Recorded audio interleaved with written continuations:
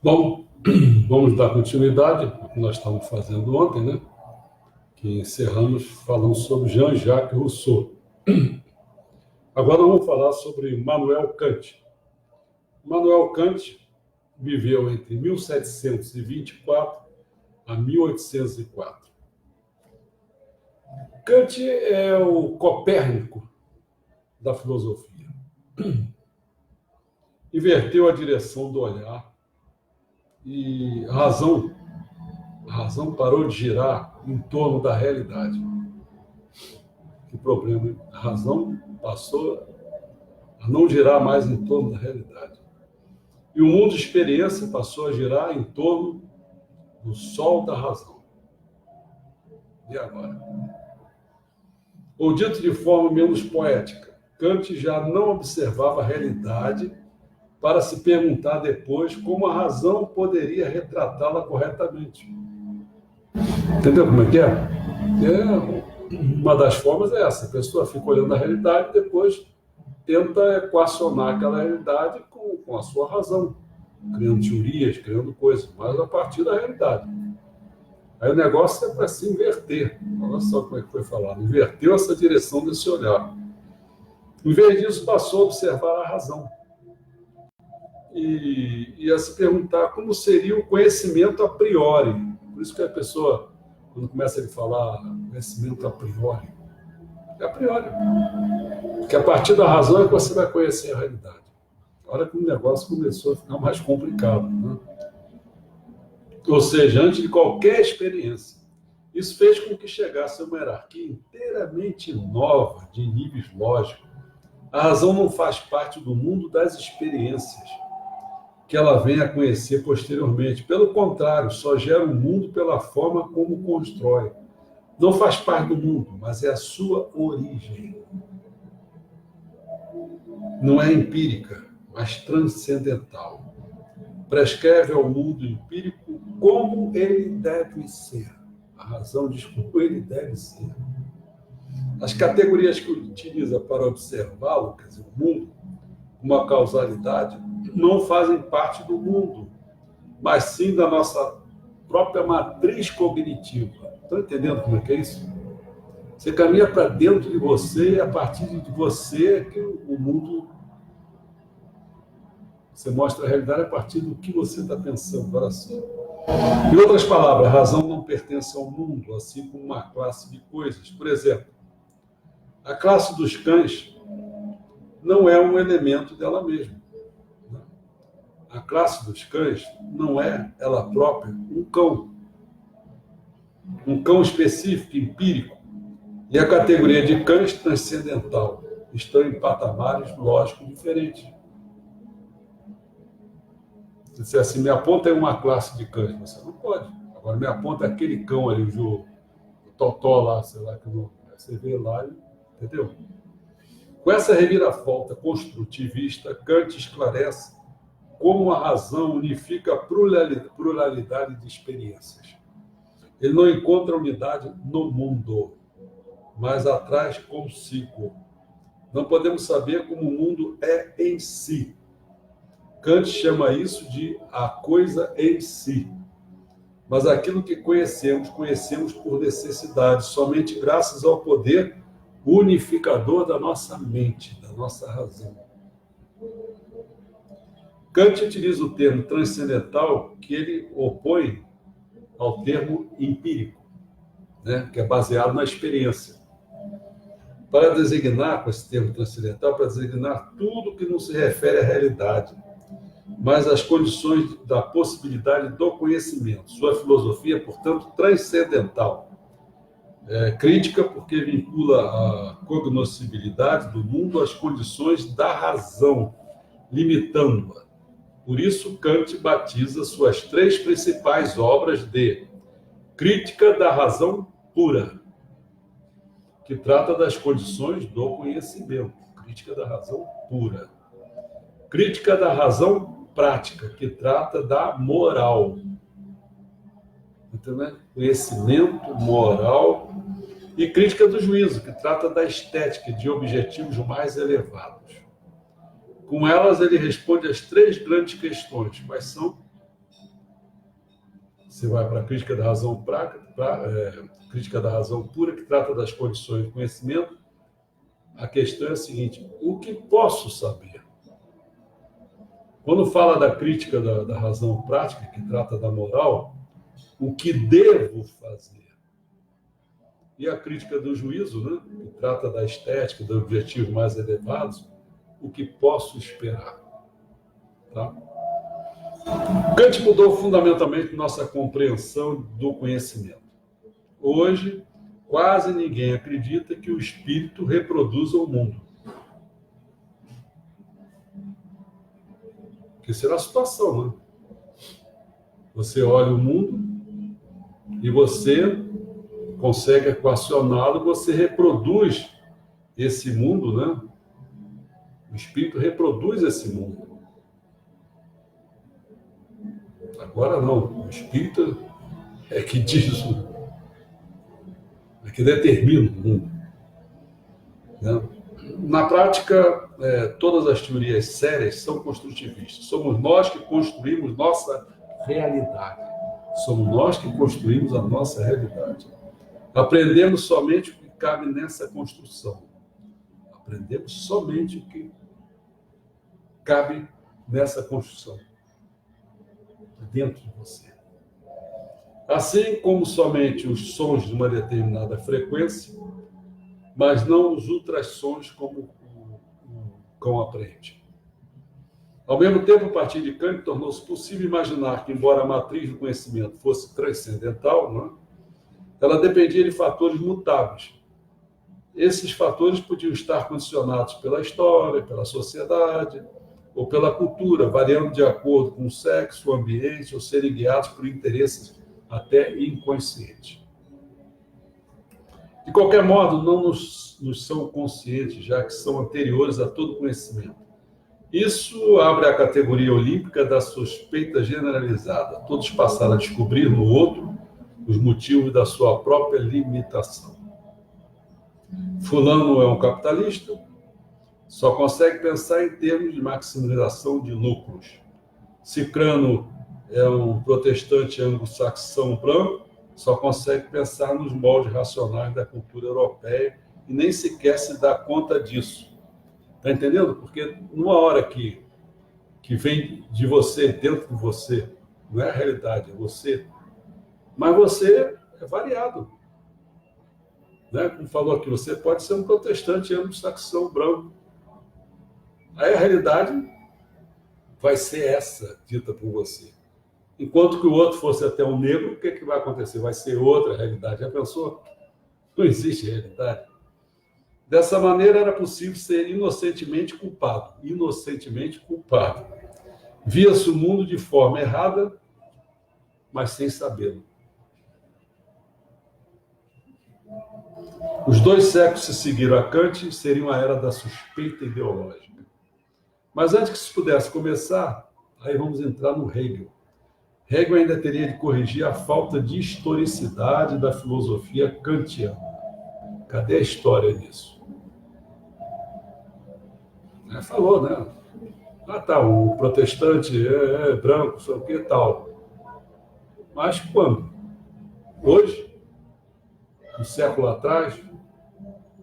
Como? Cadê a história? Então, o Hegel nasceu em 1770 e faleceu em 1831. Hegel arrasta Kant até as margens do Rio Jordão e o batiza nas águas, sabe o quê? Da história.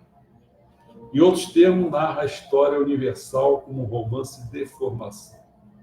O paralelismo entre ambos entre Kant e Hegel, foi primeiramente aproveitado no romance, assim como Robinson Crusoe. O que o Robinson Crusoe fez? Ele repete toda a história da civilização na sua ilha. Né? todos nós repassamos a história da cultura. Quer dizer, você mesmo que se torna um náufrago em qualquer lugar, daqui a pouco você vai tentar repetir a sua. Lembra daquele filme do Tom Hanks que ele botou um boneco lá? Um coco, acho que era um coco, sei lá, a cabeça do coco, que ele chamava aquilo, tinha um nome que ele dava para o boneco, conversava com ele. Bom, Hegel então transforma a virada copernicana de Kant em princípio do progresso histórico. No que consistia essa virada? Vamos repetir. Primeiro, o espírito observa o mundo de forma desinteressada. Mas ele observa o mundo de forma desinteressada. Ou seja, sem pensar em si mesmo. Né? Quer dizer, uma postura pré-crítica. Esse é o que chama-se, vamos levar para a dialética de Hegel, chama-se a tese. A tese é essa. Você olhou desinteressadamente para a realidade. Depois o espírito transforma-se em Kant, Immanuel Kant, e volta a olhar para si mesmo. Mas primeiro olhou para a realidade. Kant não. Kant não tinha tese nenhuma. Só tinha ele. Olhando. Quer dizer, diante da sua cabeça ele vai se construindo, construtivista, vai se construindo as coisas a partir disso. Então, primeiro, olha para fora, Hegel, tese. Depois, para dentro, é a Kant, é a antítese. Né? Volta-se para si mesmo para filtrar sua própria participação no resultado do conhecimento, que é a postura crítica, que é a antítese. E, por fim, vem a síntese, ou seja, Kant, como representante do espírito do mundo, transmuta o próprio Hegel em filósofo e reconhece que esse antagonismo passa de uma fase transitória na evolução que em Hegel é levada a uma unidade superior, uma compreensão histórica, filosófica, é a síntese. Primeiro, o espírito surge como coisa em si, consciência pré-crítica. Depois, a consciência descobre a si mesmo, e o espírito surge na forma do para si, que é a autoconsciência, que é Kant. Finalmente, aparece na síntese histórica, filosófica do em si e para si, que é Hegel. A síntese implica que ambos os lados da contradição sofrem uma superação em 3 etapas. Elas são simultaneamente negados, conservados e elevados ao nível superior. A esse princípio, Hegel dá o nome de dialética, levando à categoria da lei do desenvolvimento da história universal. O movimento sempre vai da consciência ingênua à autoconsciência crítica, que é Kant, e ao saber absoluto, que é Hegel. Que feição toma essa situação quando esse princípio se concretiza em forma da história? A consciência ingênua, por exemplo, projeta no mundo seu próprio estado de desintegração, tomando eventos internos por externos. E nele faz a distinção entre esta vida e o além, a consciência religiosa medieval. Depois, sob a forma de autoconsciência, assume a configuração histórica do iluminismo. Essa é a antítese racional à postura religiosa medieval. Entendeu? Você tem primeiro aquela, colocando assim nesse plano histórico, né? Primeiro a idade medieval, religiosa, depois você vem com uma postura, né, diantíssima, uma postura racional, pelo iluminismo, é a razão. Mas só se chega à síntese quando a razão se autorregulamenta e se realiza no mundo exterior. É o que ocorre com a moralidade. Essa síntese passa a ser a nova tese.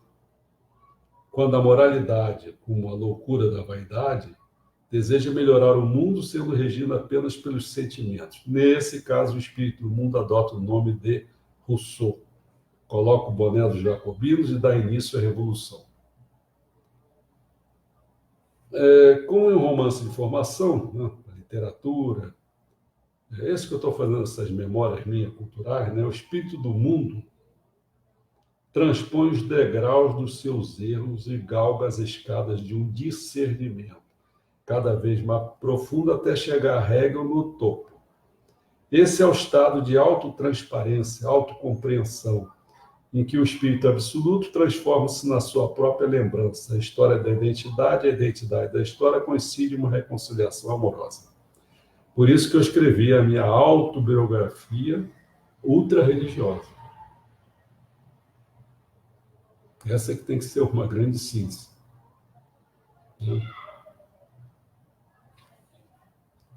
Bom,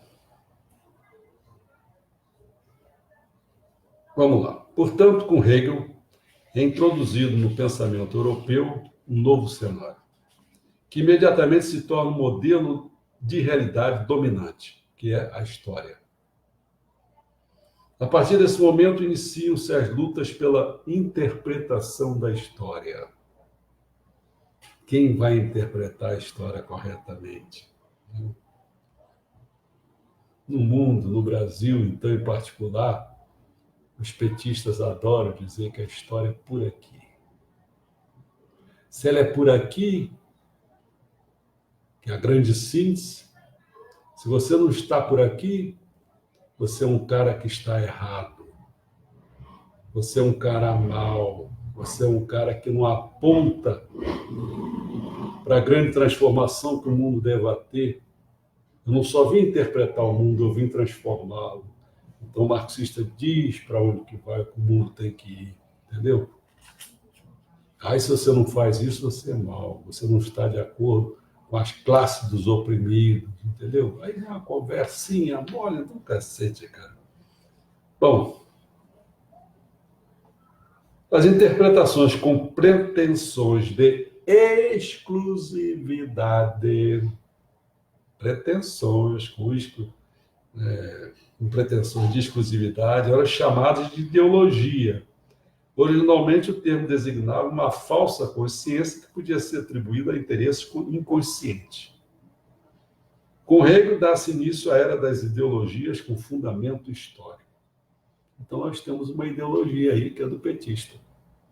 Entendeu? Mas eles querem pretensões pretensões de exclusividade. Eles são os caras. Oh, meu Deus. Por isso que qualquer debatezinho com eles é fácil de ganhar deles. Só que eles não querem debate. Eles querem ficar falando. Entendeu? E aí fala com o seu discípulo lá, o porcaria daquele, aquele porcaria vai vomitar a mesma coisa. Se você fizer uma pergunta qualquer, ele não sabe o que está falando.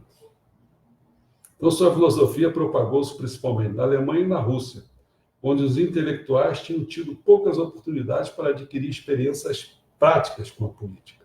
Na Rússia e na Alemanha. E por confundir a realidade com o romance, tornaram-se quixotescos. Esse é o motivo porque, em comparação com os países ocidentais, a Alemanha do século XIX quase não produziu grandes romances. Afinal, já se tinha um romance da história. Hegel foi o maior romancista. E Karl Marx, seu leitor mais dedicado. Ele vai virar essa história de cabeça para baixo. O que estava comandando não era o espírito? Ele vai dizer que não. Vai jogar o negócio para a matéria. Tá? Então, Karl Marx nasceu em 1818 e faleceu em 1883. Hegel tem muitos filhos, que em parte sucedem Sucede ele, o Hegel, mas em parte também o enterra. Karl Marx faz ambas as coisas. Né? Sucede ele e enterra ele. Adota o modelo de Hegel por inteiro, incluída a dialética, como força motriz da história, mas o coloca, como ele mesmo diz, de cabeça para baixo. Aí enterra. Para ele, a realidade não é mental, mas material. Para uma cultura, o que é decisivo é a forma como a sociedade garante sua própria sobrevivência material, ou seja, sua organização econômica. Daí o determinante é a economia, ou seja, é a infraestrutura. Superestrutura, tudo relacionado com o espírito, lá para cima. Fazer escola, religião, tudo lá para cima. Né? Política, jurídica, política, jurisdição, Supremo Tribunal Federal, essas merda toda.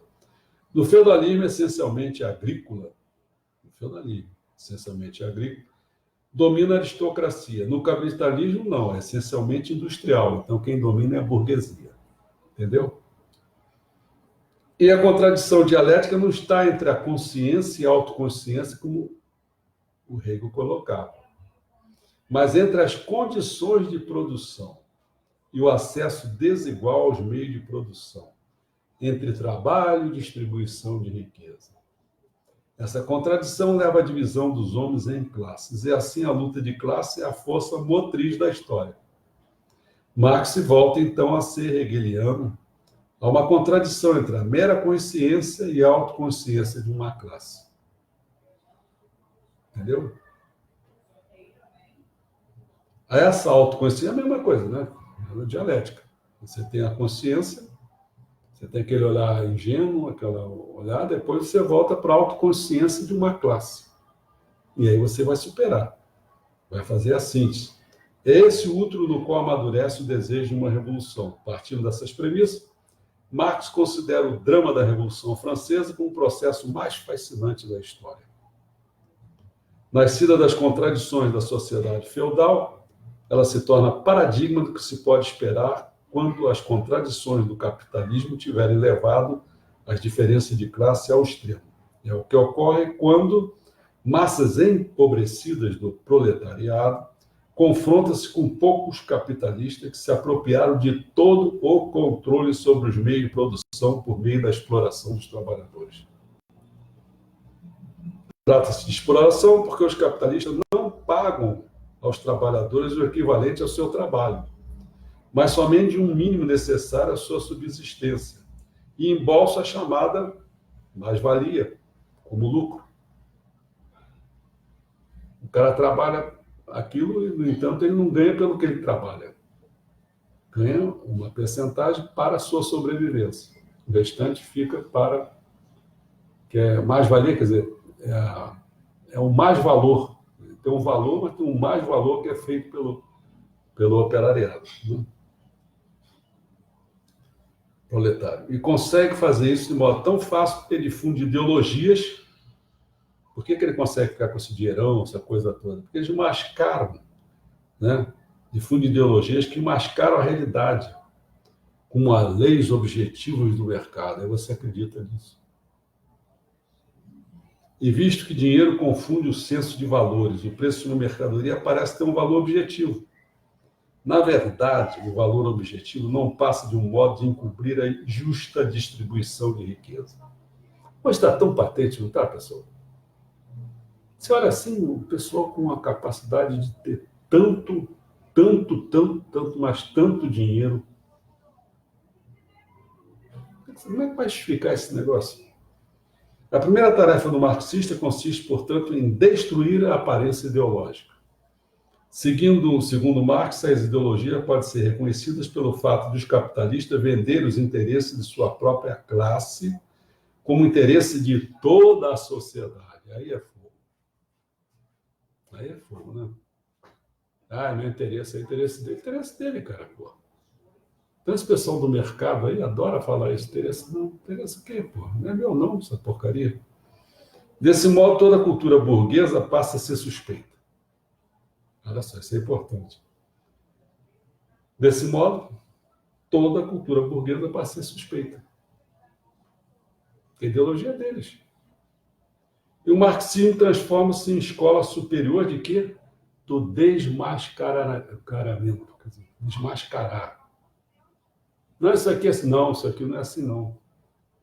Então tem que ficar o tempo todo negando o que eles afirmam como valores, como moral. Entendeu? Cara, só um parênteses, esse negócio do dia 15. Dia 15, eu quero ver mais escrito e tal. Por enquanto tá bom, realmente nós temos que desmascarar.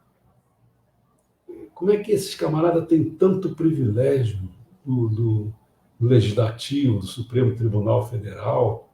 Quantas coisas, isso não é possível. A gente tem que acabar com isso, camarada.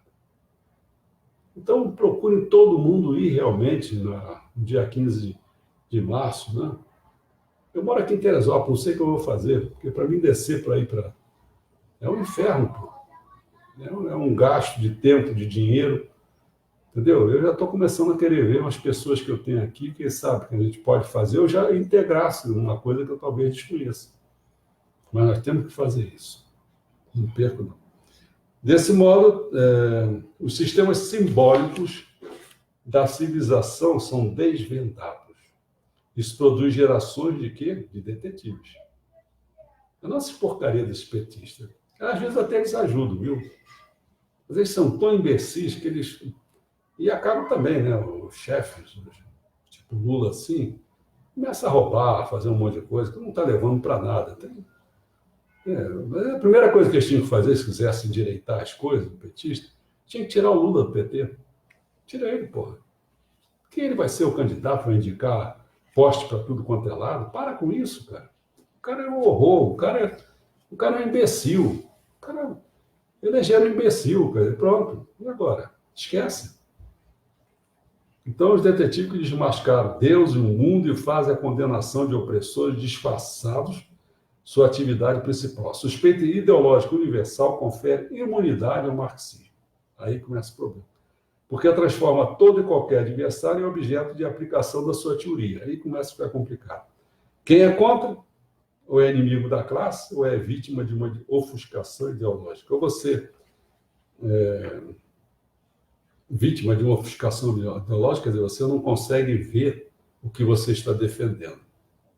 Se você não é inimigo de classe, aí você não quer ver, tá bom? Mas tem horas que não é que você não queira ver, você não consegue ver. Você é um imbecil. Mas será que as coisas são assim mesmo? Também pode se inverter. Ou será que vocês, marxista, ou comunista, petista, que é o pior, solista, né? Vocês é que não estão querendo ver as coisas. Não pensa que nós somos como é que chama aí, o inimigo de classe, não. Não é essa questão não, meu amigo. Vocês estão equivocados. Acorda. Nem eu sou vítima, não, de nada. Vocês é que são vítimas de não entenderem porra nenhuma. Pensarem que entende. Vamos para o Arthur Schopenhauer, 1788 a 1860. Né? Bom, a partir disso, né, Schopenhauer chega a uma conclusão extremamente sombria. Já que a vontade é a avidez, a avidez é insaciável. A vida parece uma camiseta infantil, curta e suja. Aqui Schopenhauer transforma-se em Hobbes e aterriza em sua antropologia negra, que é a concepção do homem. A vida é uma via dolorosa de desânimo, na qual só podemos escolher entre angústia e ansiedade. Nisso, Schopenhauer se adianta a Heidegger, que nós vamos falar na frente. Angústia e ansiedade. Há dois caminhos para sair desse vale de lágrimas. Primeiro, passa pela contemplação desinteressada da arte. Aqui Schopenhauer adota a ideia de Kant, de que a arte aquietaria a avidez, lembra? Além disso, na arte, o véu da ilusão é afastado e a vontade mostra que um princípio superindividual está por trás de cada coisa. Chegamos a essa conclusão com maior nitidez por meio do êxtase provocado, por exemplo, pela música. Essa é uma ideia que influenciou, sobretudo, o quê? O Wagner, o Nietzsche, né? E, finalmente, também até o Hitler, tá certo? O segundo caminho para a redenção passa pela negação e pela aniquilação da vontade. Como a vontade é a essência da realidade, o objetivo da redenção está no nirvana. Aí ele entra no budismo. Né? Entendeu? São esses dois caminhos que ele caminha, que ele vai. Com isso, Schopenhauer inverte o otimismo histórico de Hegel. Em vez de formas cada vez mais elevadas de consciência, por trás da manifestação, ele enxerga somente um impulso inconsciente da vida. Em vez de heroísmo a serviço da história, fala-se de sofrimento inútil. Em vez de se ver sempre algo novo, vê sempre o mesmo. Em vez da história, vê vida. Em vez de ajudar a história a nascer, recomenda-se acabar com ela. Bom, duas escolas anti-hegelianas que são famosas, né? Um que o Meixo Sama adorava. Vamos lá. Com sua decisão de declarar a vida em si como um princípio primordial da realidade, Schopenhauer inspirou duas escolas filosóficas posteriores. A decisão de declarar a vida em si como um princípio primordial da realidade. Quais são as duas escolas? Uma delas é o que? O Henri Bergson. Bergson, né? O vitalismo é chamado filosofia da vida. Seu representante mais ilustre foi o francês Henri Bergson. Mas foi na Alemanha que essa corrente teve maior influência. Entre suas características essenciais está o fato de opor o fluxo da vida ao poder da distinção do pensamento. O irracionalismo, a razão, a embriaguez, a sobriedade, o estômago, a cabeça. A parte mais interessante são as descrições do fluxo de tempo subjetivo que ela inspira na literatura. A outra inspiração, né, de Schopenhauer foi a filosofia existencialista, opondo-se à subordinação do indivíduo ao sentido do romance histórico hegeliano. Essa corrente enfatiza a irredutibilidade da existência pura, a ansiedade, a angústia e a insegurança. Ao refletir sobre o risco das decisões humanas, o filósofo dinamarquês Kierkegaard mostra a régua esse aspecto da existência. Bom, dada a sua hostilidade anti-hegeliana à história, os marxistas combateram a filosofia existencialista e a filosofia de vida. Os marxistas combateram os dois, tanto do Henri Bergson como do Kierkegaard, né? Considerando as ideologias burguesas, de fato, elas comprovam que a burguesia não esperava mais nada da história. Aí vem Friedrich Nietzsche, 1844 a 1900. Dos filósofos, Nietzsche é, sem dúvida alguma, mais provocador. É o antifilósofo que foge do padrão. Assim, renunciou a desenvolver sistematicamente seu raciocínio, para fundi-lo nos moldes poéticos do aforismo, da profecia visionária, da confissão e até mesmo do poema lírico. E não teve medo de expressar sua despedida da filosofia normal por meio de contradições e paradoxos, de modo que pode ser invocado para defender posições até diametralmente opostas. Mas, após a morte de Deus, né, provocada por ele, o próprio homem torna-se Deus. Portanto, um super-homem. A partir disso, recupera a alegria pré-cristã dos gregos, que na tragédia reconstrói o paradoxo no qual Nietzsche reconhece o super-homem. Aceitar em liberdade o que necessariamente tem de acontecer, incluindo o sofrimento e a morte. Isso une o reino da necessidade e da causalidade ao livre-arbítrio. Adotando essa postura, é possível renunciar ao significado da história. Libertar-se da coerção do espírito da época e enxergar a história sem ilusões, vendo-a como ela é, o eterno retorno do mesmo. Nietzsche combate, pois, a herança judaico-cristã da nossa cultura para expor as origens gregas de uma postura aristocrática e estética diante da vida. Graças a esse distanciamento, ele se torna um crítico perspicaz de uma época que, com suas ilusões, cria empecilhos à compreensão do seu próprio niilismo. Há quem tenha encontrado boas razões para dizer que Nietzsche teria inspirado os nazistas e Hitler com seus slogans da moral escravizante, do direito do super-homem, da vontade de poder, da reavaliação de todos os seus valores, da apologia da besta loura, né?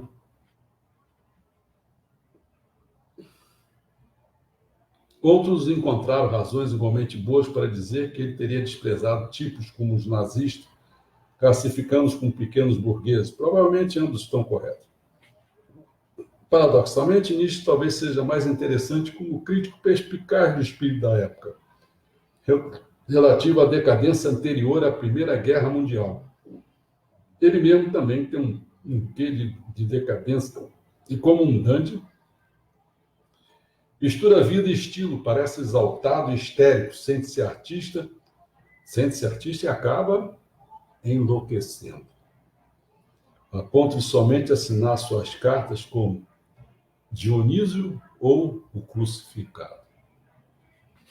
E o último, finalmente, seria o Martin Heidegger, 1889 e 1976.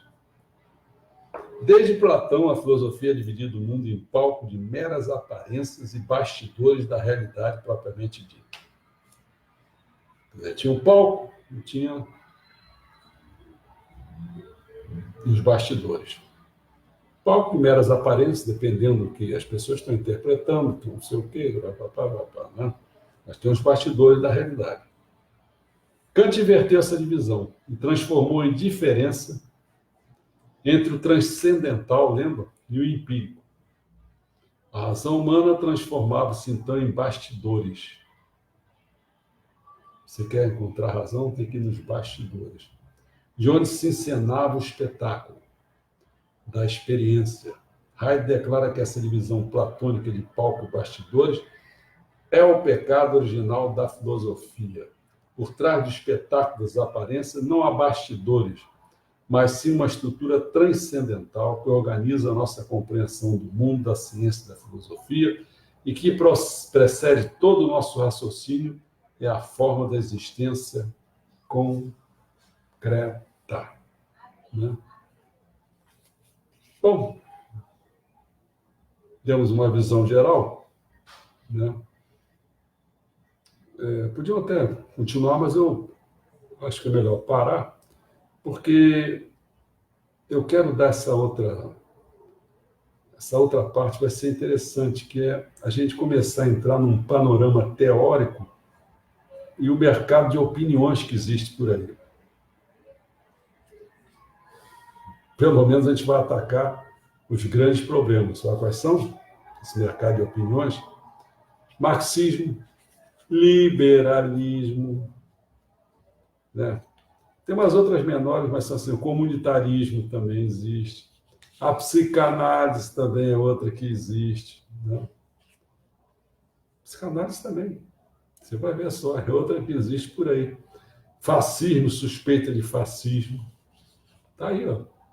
Toda hora estão acusando os outros. É fascista. O cara nem sabe o que é fascismo, mas está acusando outros de fascista, né? Vou falar também sobre a escola de Frankfurt, outra coisa importante, porque a gente pode chegar em... Pode bater em muitas coisas. Até um que foi muito importante na minha vida, que eu me lembro, Marcuse, né? Herbert Marcuse. Nós podemos entrar depois na teoria do discurso, que é o culturalismo. Essa foi outra coisa que eu, até por dentro da psicanálise, da psicologia, da Margaret Mead, acho que é o nome dela, mas espera. Também estudei muito, não é Margaret Mead, não. Culturalismo. Ai, meu Deus, esqueci o nome da mulher. É uma mulher famosa. Por algum tempo eu fui, vamos dizer assim, nem sei, não posso dizer que seja um discípulo dela, mas seria um seguidor dela. Né? Não é Margaret Mead, não, é outro nome. Esqueci. Karen Horney. Uma figura importante, ela. Não vou falar sobre desconstrucionismo, nada disso. Vou falar sobre politicamente correto também. Isso é um troço que enche o saco de todo mundo. Feito isso, amanhã não vou fazer isso amanhã, não. Amanhã vai ser outra coisa. Amanhã eu vou falar sobre a história da música. Mas dando continuidade a essa coisa que estou fazendo, né? Eu dei a história, eu estou fazendo a cultura, né? Então já dei a história toda, dei a história da arte, dei agora todos os filósofos, quer dizer, os filósofos importantes, né? Vou fazer aquele negócio do panorama teórico, mercado de opiniões, vou fazer depois a ciência e suas visões de mundo, outra coisa interessante também, né? Que nós vamos falar desde a universidade, o progresso das ciências, né? A evolução, olha a evolução aí. O Einstein é a teoria da relatividade, acho que também vou falar um pouco sobre isso, né?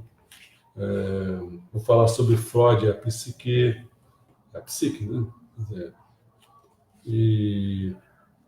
Mas antes disso, quer dizer, eu vou falar sobre a sociedade também. É bom falar sobre a sociedade, né? E com isso, mas antes eu vou falar, amanhã eu vou falar a teoria da música. Vai ser muito interessante conseguir hoje a gente armar todo, pelo menos umas 10 músicas. Espero que essas porcarias daí estão fazendo, não sei o que vocês veem, entendeu? Porque eu boto isso aí, vem censura em cima de mim aí. Provavelmente vocês talvez tenham visto as músicas que eu botei, mas esses outros que vão pegar depois, acho que eles vão pegar sem música. Pô, cara, eu estou divulgando as coisas. Quem que vai escutar um moteto? Né? Ninguém vai escutar moteto, cara. Ou então essas bandas, o João Queijo, não sei o quê. Porra, que vai querer esse negócio, essa porcaria? Cara, eu estou botando, eu estou ajudando vocês aí perturbando, não deixando sair. Aí talvez eu tenha que botar um pouquinho menos de música para poder, acho que passar, acho que deve ser isso. Eles acham que eu estou ganhar o quê? Dinheiro com isso aí? Com essa porcaria? Para com isso. E com isso, com esse panorama que eu dei geral, aí que nós vamos entrar no poder. Até agora é só saber da cultura. Aí vamos entrar no poder. Então vai ser... Eu ainda acabo isso, não consigo acabar exatamente até o fim do mês, mas logo pelos inícios do mês ali, eu termino aí. Aí terminei essa parte da cultura. Entendeu? Aí, eu acho que eu acabo, se não me engano. Até aqui, deixa eu ver aqui só. Acabo que eu botei aqui. Tem aqui minha... Cotê, é isso mesmo, acaba. Acaba até o dia 5. Aí esse mês de abril, de março, aliás, eu vou fazer uma coisa diferente. Curtinho, tudo curtinho, mas diferente. E aí eu pretendo entrar já em abril, a terceira temporada, né? Aí eu já vou entrar, por exemplo, saindo fora do nível essa iniciação, formação de movimento. Eu saio fora de cultura e começo a entrar, porque aí eu acabo o nível de fundamentação. Eu já dei Deus, mundo, homem, Messias, religião e cultura. Aí eu vou começar a terceira temporada falando que Jorei, agricultura, belo, política, economia e ideologia. Espero eu, provavelmente não vai dar tempo, mas gostaria que até o final do ano, se eu conseguisse acabar isso, não sei se eu consigo. Não sei. É muita coisa, entendeu? Mas, se der certo, porque só faltava no ano que vem a missão em relação à iniciação à formação de mamerito. Né? Agora, em relação às memórias, na cultura literária, hoje, por exemplo, eu estou equacionando tudo, mas ainda falta. Eu estou equacionando que eu vou dar uma visão para vocês da Idade Moderna, em 3 aulas. Depois eu vou falar, acho que são 36 autores, 36 livros bons. Eu devo falar aí, pelo que eu estou marcando, porque no fundo, a história e os autores, eu quero fazer 16 encontros. Se cada semana tem um mês tem 4, então levaria 4 meses. Então, se começar em abril, maio, junho, julho. Julho eu termino. E aí a gente vai entrar realmente na idade contemporânea. Então, cada coisa dessa, a gente vai levando. Fora a questão das memórias cinematográficas, né? Eu pretendo, eu não sei se estou falando demais, não, só vou falar bastante.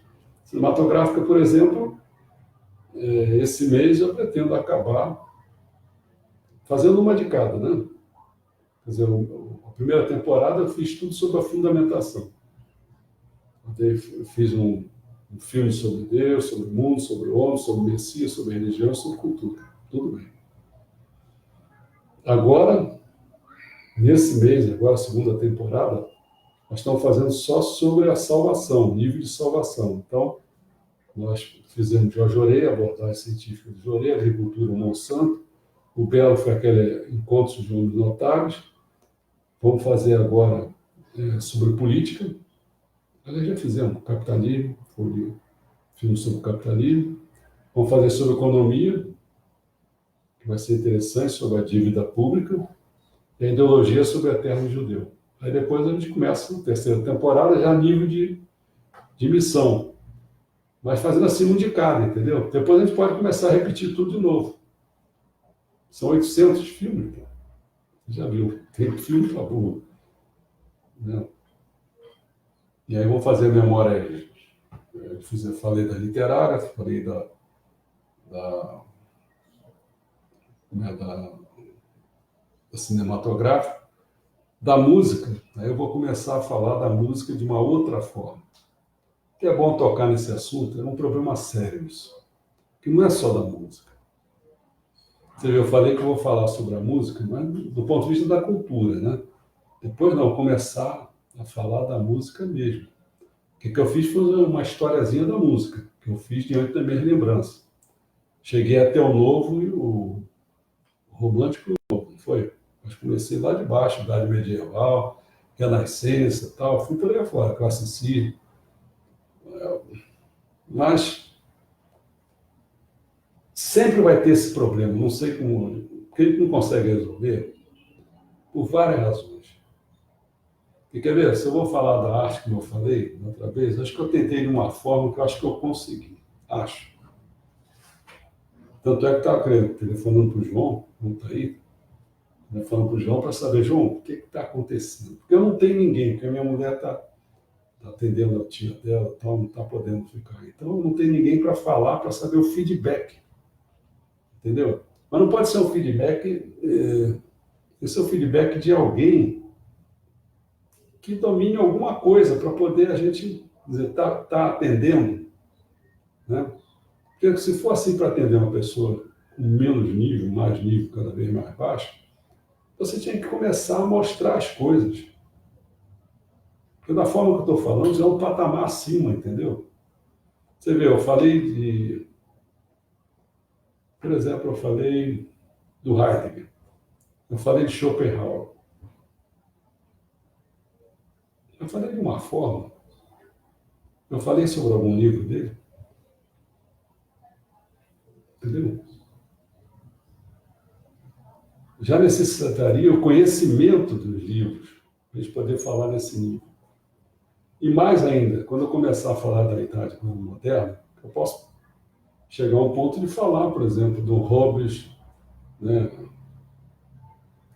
E aí, se eu falo dele, tem o livro Leviatã.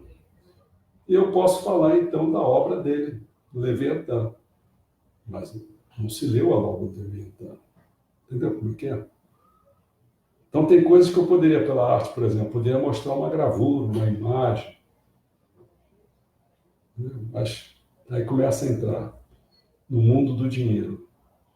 E a gente não consegue arrumar pessoas para ajudar a gente nessa tarefa.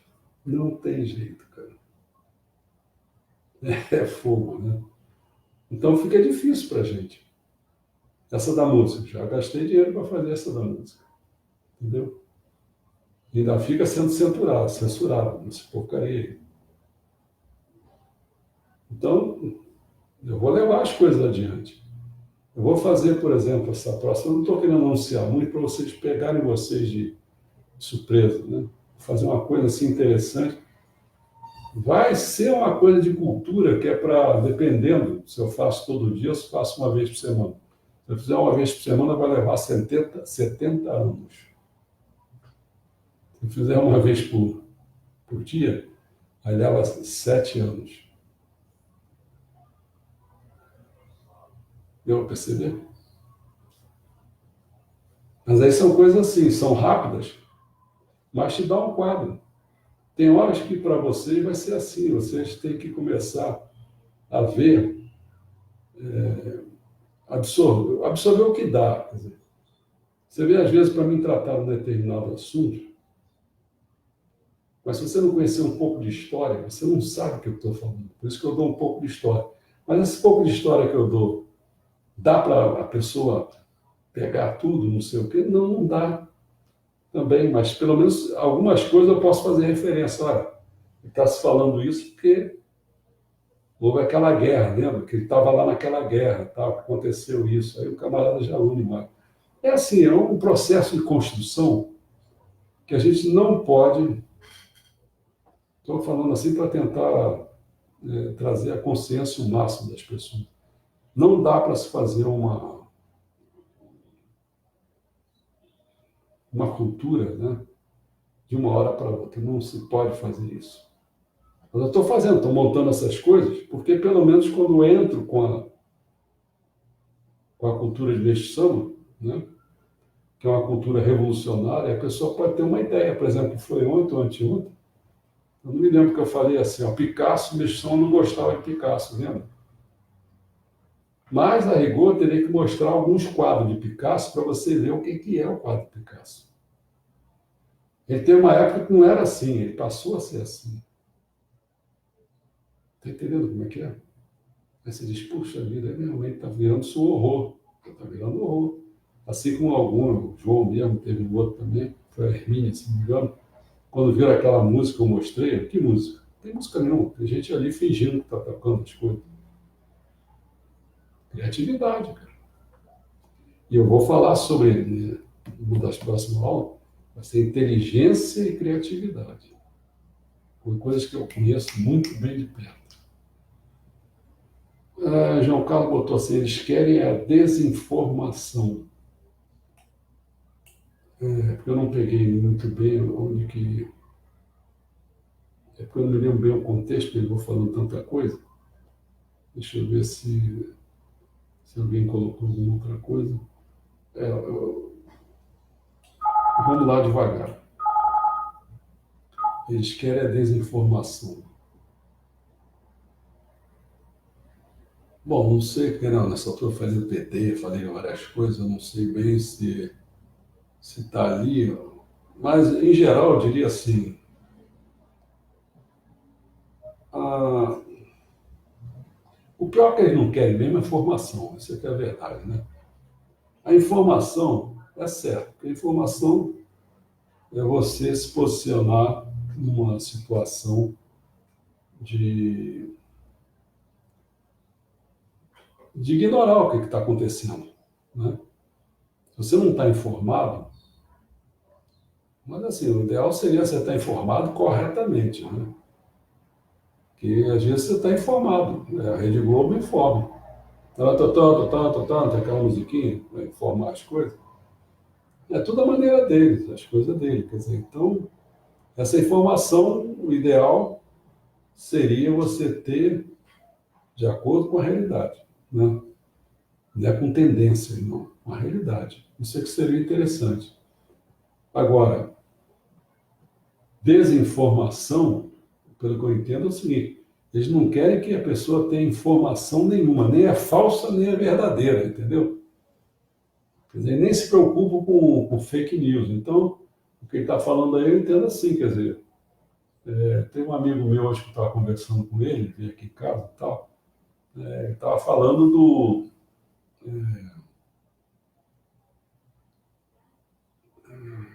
como é que era o negócio? Era assim, quando eu perdi o que... Mas era um negócio assim, de informação. Sim, o carnaval, ele estava aqui a música do carnaval, tocando e tal. Então ele estava dizendo, né, que a política estava comendo solto, aí, assim, né, falando lá do dia 15 de maio, de março, né, ele falando que está comendo solto e que depois acaba o carnaval, aí vem os comércios de novo, aí estava se queixando que o povo fica brincando esse carnaval aí, não sei o quê, e aí e fica afastado, fica... Né. Então, realmente, assim, uma coisa é você desinformar completamente o povo. Tá para acontecer alguma coisa ali, não sei o quê, não quer nem saber, não quer veicular isso. Tem horas que eles não querem veicular, eles não veiculam as coisas. É isso que o João está falando aí. Eu acho que tem horas que você repara isso mesmo. Não veicula o que está acontecendo. Por exemplo, esse 15 de março, uma coisa importante, isso devia estar sendo bem divulgado, mas não é só divulgado pela mídia social. As pessoas que estão interessadas em fazer isso. Não. Por que não? A Rede Globo botar 15 de março, se pretende fazer isso, fazer aquilo, informa as pessoas, informa. Não é? Não precisa dizer assim, vamos lá, não. Nem também precisa dizer, não vamos lá, não. Diz que informa, vai haver um movimento desse no dia 15 de março. Tá? Fala assim, como eles gostam de falar, que estão falando de uma forma que não é tendenciosa, mas o que eles fazem é não informarem. Né? Não sei se eu estou girando em torno do que está escrito ali. Eu não sei se ele queria bater uma tecla bem. Por exemplo, lá, tanta coisa pode falar, Lula, lá no Vaticano. A informação que eles estão passando, eles, petistas, psolistas, essa vagabundagem, eles estão passando que Lula e o Papa se fecharam para decidir, os dois juntos, em pé de igualdade, decidir sobre questões da desigualdade no mundo, ou só coisas assim, segurança no mundo, entendeu como é que é? Ele batendo no papo, com o padre, com o Papa, os dois juntos ali, preocupados com essas grandes questões. Né?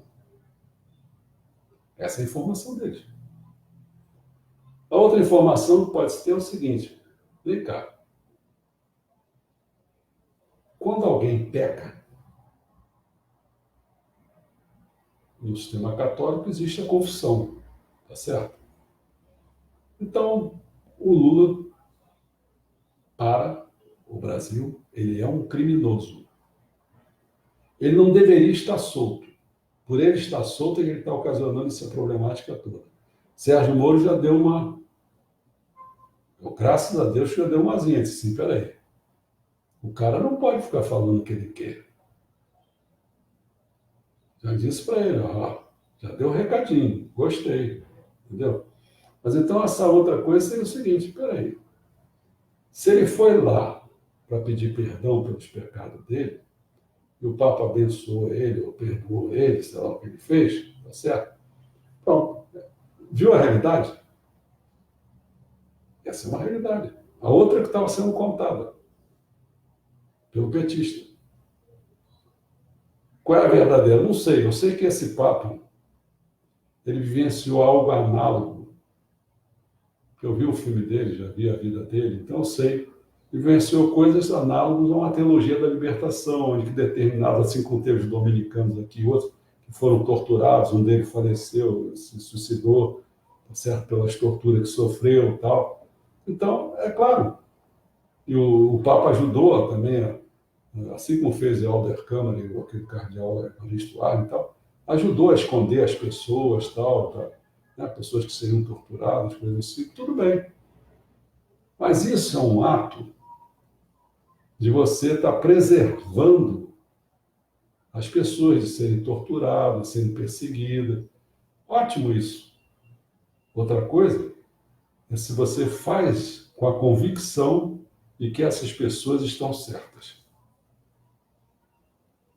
Aí, qual é a do Papa? Você ainda acha que a teologia da libertação, coisa equivalente desse tipo, ainda é a verdade?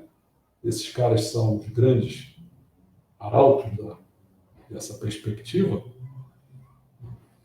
Aí, ele tá fazendo isso com o Lula, para botar o Lula num lugar mais alto.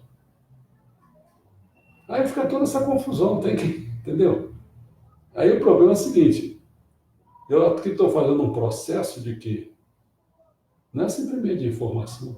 Estou fazendo um processo de formação para vocês começarem a pensar. Pode ser uma coisa, pode ser outra. Informação já está dada. O Lula foi lá, tirar esse retrato com o Papa, ele numa atitude de algumas fotos ali, como se o Papa estivesse ali abençoando ele, coisa semelhante, perdoando. Essa eu estou te dando a informação. Né?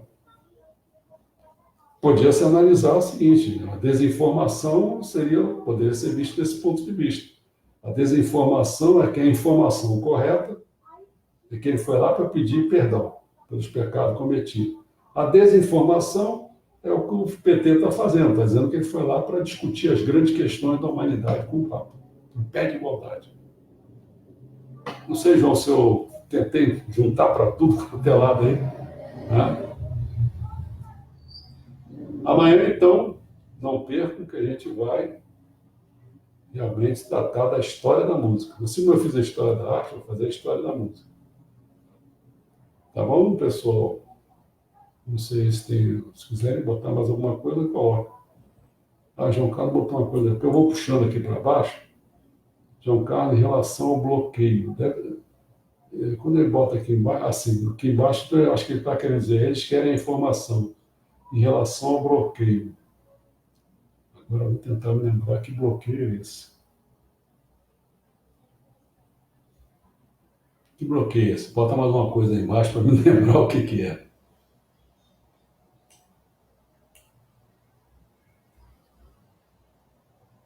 Esperar aqui para ver se ele está respondendo aí. Esse troço é chato, né, cara? Mas coisa de pobre nossa, né?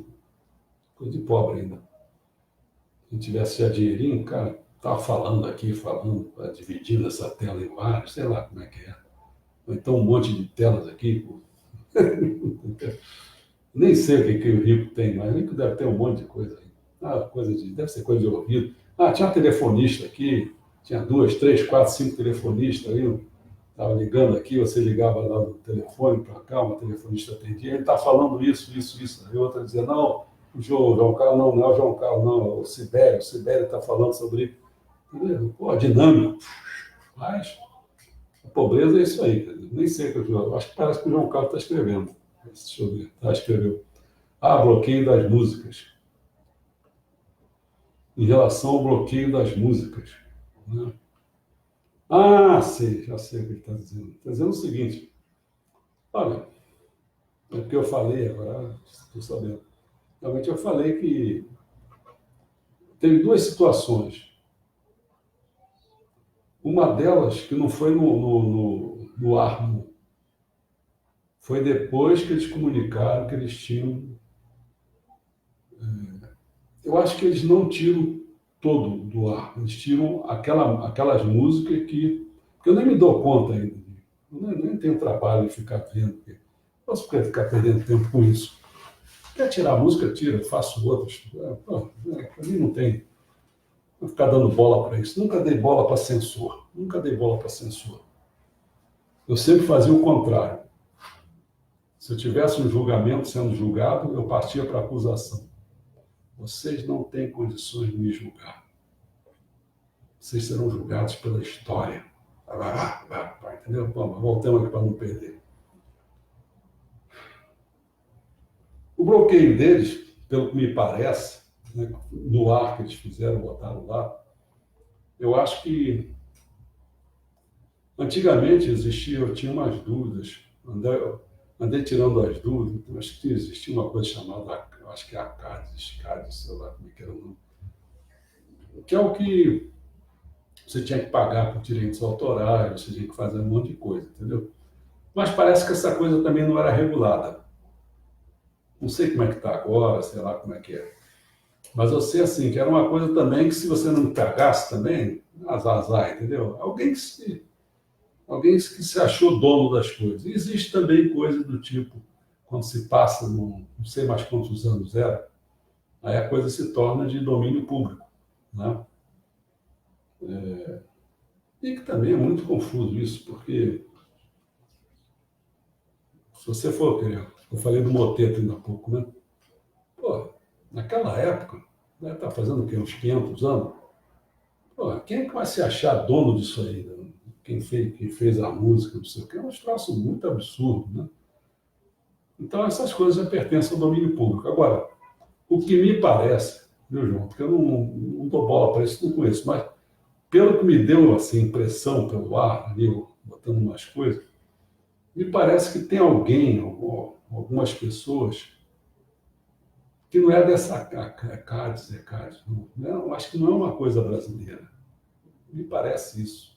Me parece, não tenho certeza. Mas que ficam responsáveis e parece que deve ser pelas músicas clássicas.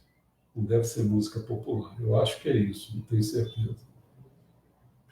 E também nem quis ver quais foram as músicas que eles tiraram, botaram, não me interessei por isso. Mas, de qualquer maneira, essa pergunta dele, essa questão dele, não é uma questão de saber detalhes de coisa. É saber realmente que tem gente que tem poder de bloquear as coisas devido a uma coisa chamada direitos autorais. Certo? Bom, isso eu não sei como é que está essa lei, porque para mim está com muita confusão. Sempre foi essa confusão sobre essas coisas. A minha posição, que é o que me interessa, se você reparar, né, você reparar, vocês estão aí todos, vocês veem, minhas coisas estão lá no www.centroculturalparadisíaco.com.br, está tudo ali, livre, pode tirar. Quer fazer uma peça de teatro, uma coisa que eu tenha feito? Pega lá, faz aquilo ali. Não quero, um dia desse eu vi, foi através, se não me engano, da Ana Messiani, que ela falou, mas tem um negócio escrito, eu não lembro direito a história, tem uma coisa escrita assim, como seria um novo desse ano e tal. Aí quando eu comecei a ver, mas peraí, mas isso aqui é meu, pô. Entendeu como é que é? E nem por isso eu fui atrás, se o camarada estava colocando o nome dele. Não, isso não me interessa, cara. Pode fazer o que quiser. Entendeu? Acho que assim, eu não dependo disso. Né? Graças a Deus, não dependo disso. Acho que tem um problema crucial aí de gente que depende das coisas, né? Mas que estão dando o seu jeito também. Porque, por exemplo, muita gente não está pensando, ou muitos artistas começaram a não pensar mais em termos de CDs, para vender CD, né?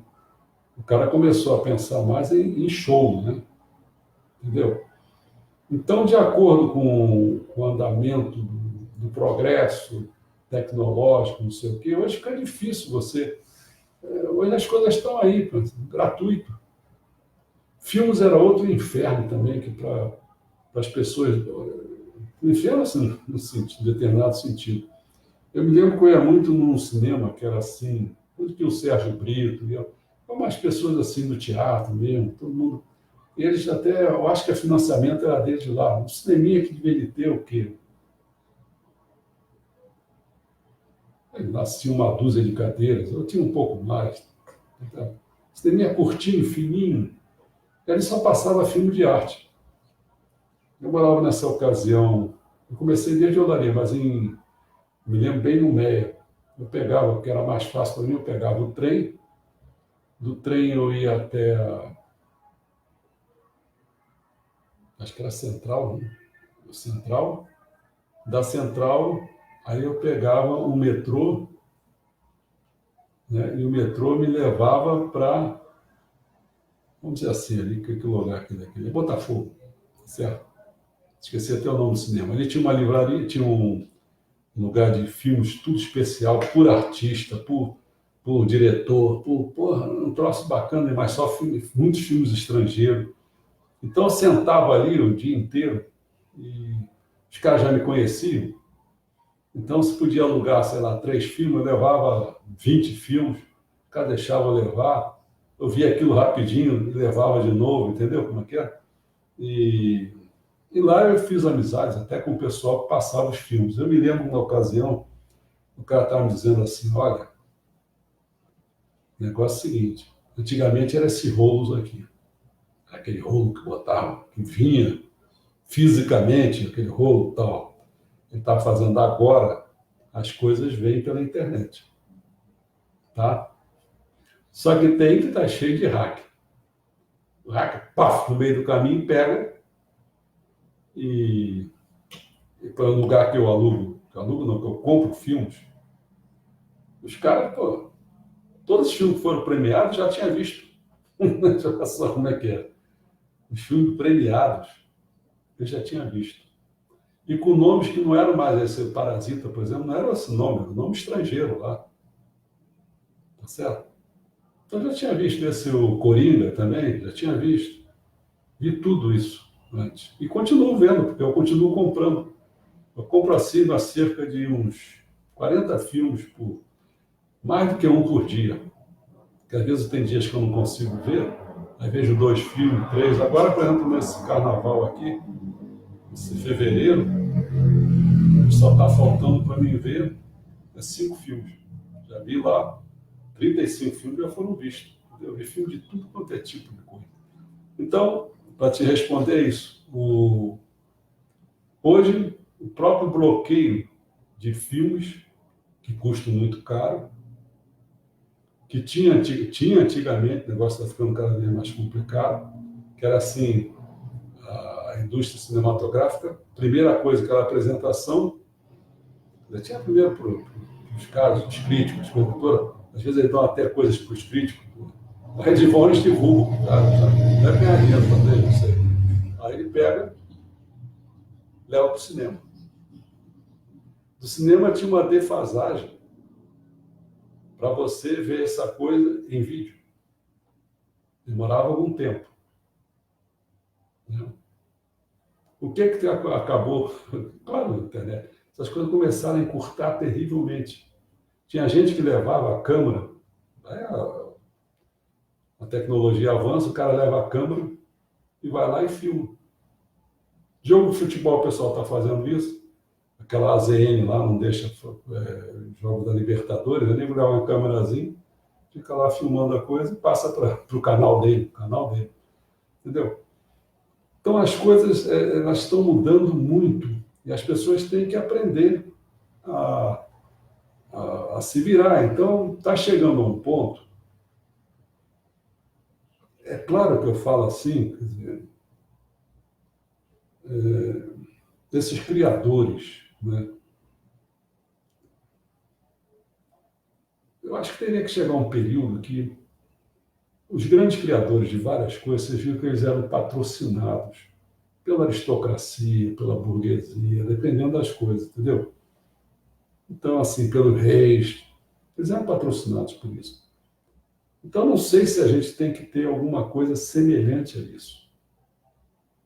Essas pessoas serem patrocinadas de alguma maneira, para eles poderem criar e não ficar dependente, né, desse mecanismo, porque eu acho que a tendência é, no momento que você se torna um criador, isso não lhe pertence mais. Olha que coisa chata, né? Mas é uma coisa chata, assim, para quem for egocêntrico, egoísta, apegado, entendeu? Eu, por exemplo, não sou apegado. Eu vou dizer que essas ideias que às vezes eu falo, não sei o quê, que isso é meu, às vezes não é meu, cara. Isso é uma confluência de várias ideias que estão por aí. Tem uma vez que eu vou escrever uma coisa dessa que está aí, eu vou escrever sobre isso. É uma confluência de ideias, pô. E você, às vezes, dá uns pitaquinhos aqui, outro aqui, ajeita dali daqui. É como se virasse uma monografia, ou até, às vezes, uma tese, dependendo da situação, entendeu? Então, eu acho que a tendência do artista o ideal, pelo menos para mim, que eu penso é esse, escreveu, é como se fosse assim, instantaneamente aquilo não mais lhe pertence. Assim, mas como eu não vou ganhar os louros? Não, não vai ganhar louro, não vai precisar ganhar dinheiro, nem louro, ninguém vai ficar te adulando nem nada, entendeu? É como se você fosse assim, vamos se aproximar do divino. Você está fazendo uma obra para, se for de qualidade, né? Você está fazendo uma obra para ajudar na coluna do belo, para a salvação, né? Teoria, agricultura é belo, para a salvação, para a construção do paraíso na terra. Então você já está sendo abençoada por Deus. Não precisa mais nada. Jogue para fora essa sua criatividade. Assim como Deus é um criador, você também é um criador. É claro que não é igual a Deus, mas faz parte dessa criação. Uma delícia você ser criador. Eu me considero um criador, acho isso uma beleza tal. Mas esquece. Aquilo que saiu de você, como se fosse um filho, entendeu? Esse filho vai ter algumas coisas suas, tal, mas a vida é dele. A arte é de todos. Vocês estão me explicando, não? Então, estou respondendo um bloqueio das músicas, particular, em particular. Mais uma coisa dessa, com certeza, eu diria a você, se você faz uma coisa de alto nível, e essa coisa emociona muita gente, ajuda muitas pessoas a ficarem felizes, certamente isso vai chegar até você. Assim como eles estão a falar, o pessoal que fez aquelas artes, obras de arte, estavam doidos que eles estão a comprar, para quê? Para botar para exibição, muita gente vê, e aí quem, pelo elo espiritual, você vai ganhar com isso, você que foi o autor, sem precisar nem mencionar seu nome. Acho que foi claro. Tudo bem? Acho que já passei bastante tempo aí, não sei. João Carlos, tá legal? Bom, vamos em frente que amanhã tem a história da música, hein? Não perca. 7 horas, se Deus quiser. Obrigado pela presença.